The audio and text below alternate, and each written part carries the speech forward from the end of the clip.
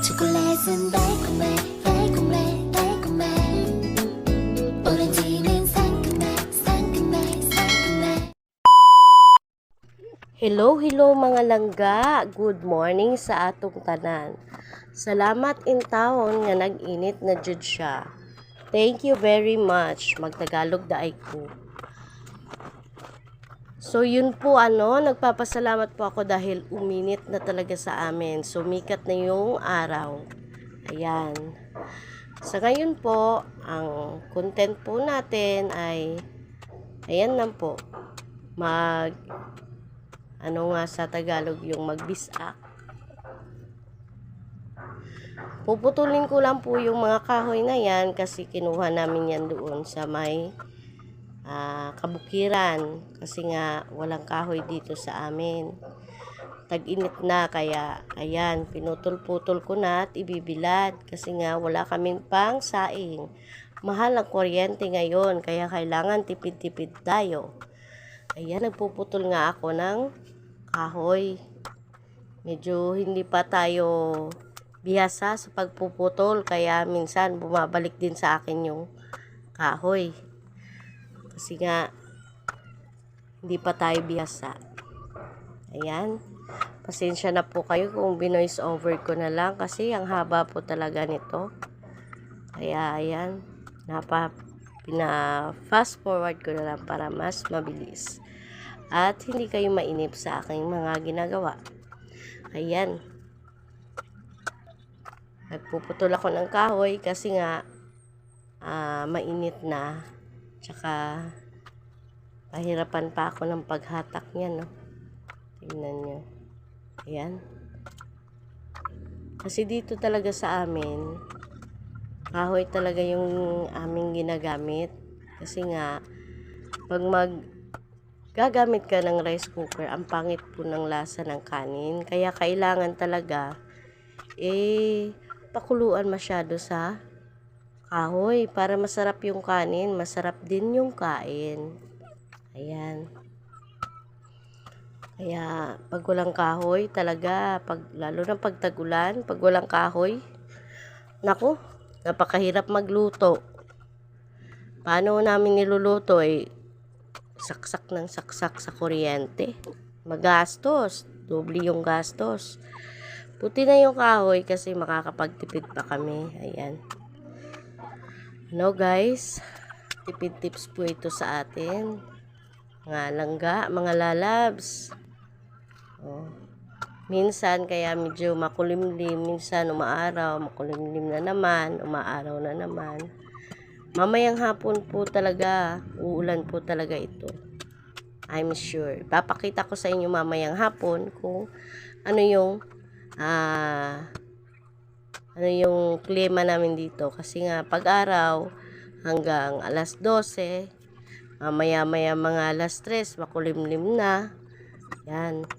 Medyo medyo makapal na yung minsan naghahamog-hamog na dito sa amin. Minsan nagpa-fog. Ayun. Fog pala, hamog. Ganun din naman yan. Yan. Hirap talaga. Hirap na hirap ako dyan. Kasi nga, paputol pa ba? Isa-isa. Kailangan isa-isahin. Hindi naman pwedeng dalawahin. Yan. Ako na mismo yung nagputol kasi nga pag mga bata, minsan naglalaro, minsan matagalan pa. Kaya ako na lang talaga. Yan.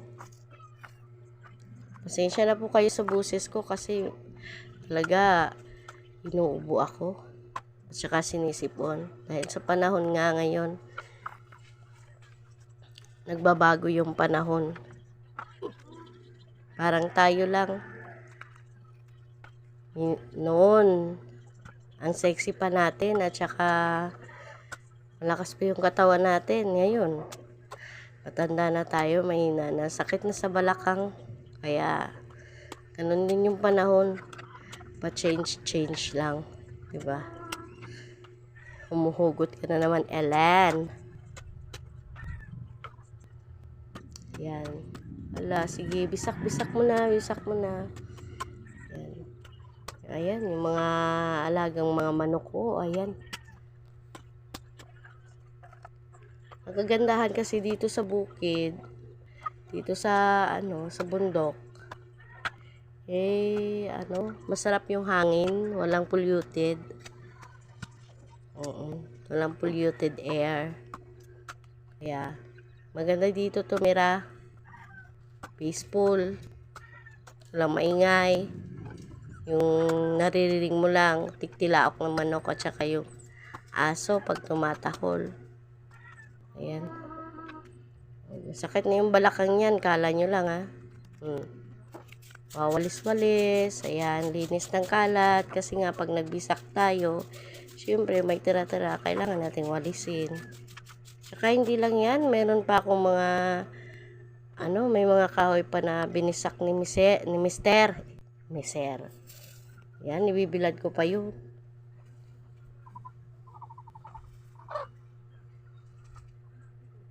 Nabubulol-bulol na tayo. Binisak ni Mister nung nagbalat kasi siyang ng Madrid de Cacao. Mamaya ibibilad ko yun. Sa ngayon, ikakalat ko muna itong mga kahoy kasi nga mainit. Lubos-lubosin na natin. Kasi mamaya, mawawala na naman tong init. Mahihirapan tayo magluto. Nambay lang kasi tayo ngayon sa kusina. Kaya hindi tayo nagda-diet. Ayan. Bibilan muna natin kasi nga para matuyo.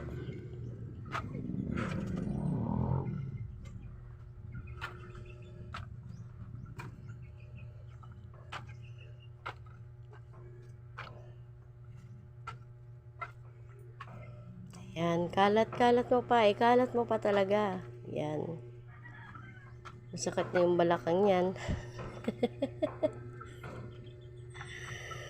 Nangangawit na yan, tinitiis na lang, oh.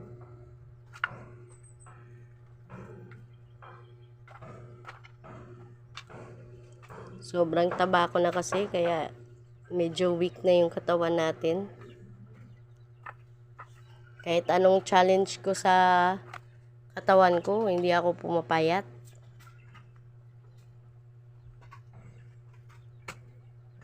May natira pa palang kahoy. Hindi ko yan napansin. Kaya sa gilid ko pala nilagay.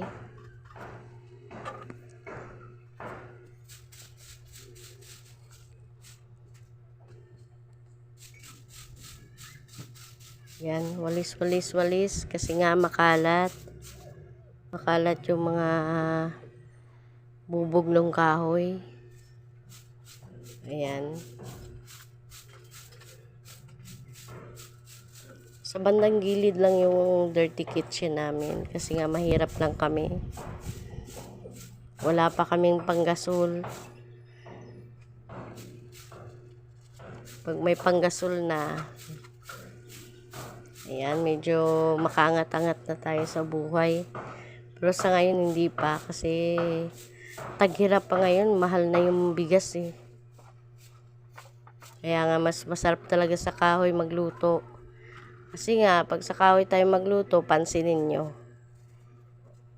Yung rice cooker nakasaksak, pangit ng luto. Minsan basa sa gitna, minsan may hilaw-hilaw pa. Mas maganda talaga pag sa kahoy tayo. Kasi sa kahoy, pag napuyan na yan, tuloy-tuloy na talaga yan. Tapos antay-antayin mo lang saglit. Saka masarap din yung luto pag sa kahoy. Sa mga ulam, ganun din. Saka tipid na rin sa kuryente. Ano ka ba paulit-ulit? Paulit-ulit na lang, sis.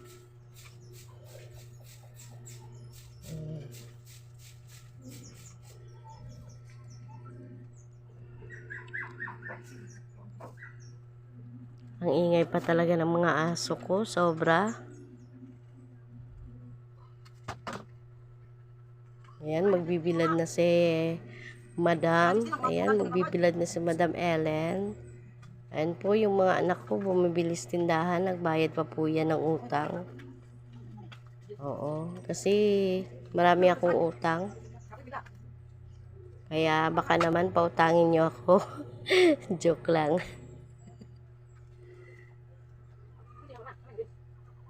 Yan, binibilad ko na pala yung Madrid cacao yan eh.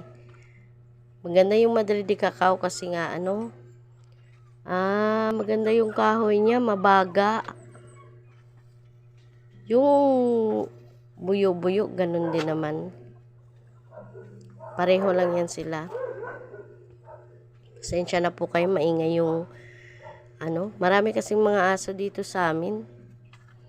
Pag nasa bukid ka talaga, maraming aso kasi ngayon yung tagabantay tuwing gabi.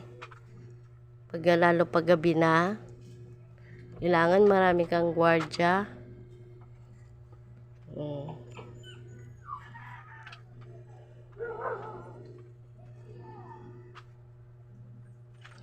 Ayan, bilad-bilad na, bilad-bilad kasi minsan lang mag-init.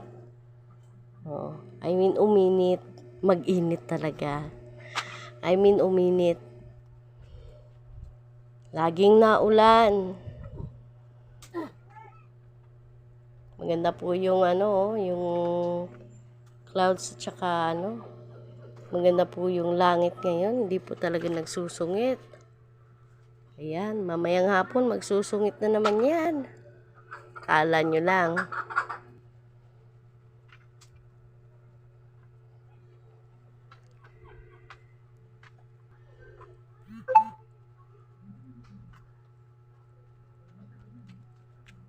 Maganda po dito yung tanawin. Talaga makikita nyo po talaga yung clouds na paparating na. Sa syudad, hindi nyo nakikita yan. Wala kayong nakikitang ganun. Napapansin nyo lang yung nasa baba. Pero tinga-tingala din kayo minsan. Talagang ang bilis talaga. Ang bilis talaga ng mga yung clouds pag nakita mo talaga sila. Gandang pagmasdan. Soon gagawa ko ng content ng kukunan ko ng video yung ayan na, tapos na. O, diba? Please like naman sa aking YouTube channel. Kahit mahirap lang po kami, tignan nyo rin yung mga ginagawa ko everyday. Yan, lapit na yung matuyo, maya kukunin ko na yan kasi okay na yan. Thank you for watching. Please like and subscribe my YouTube channel.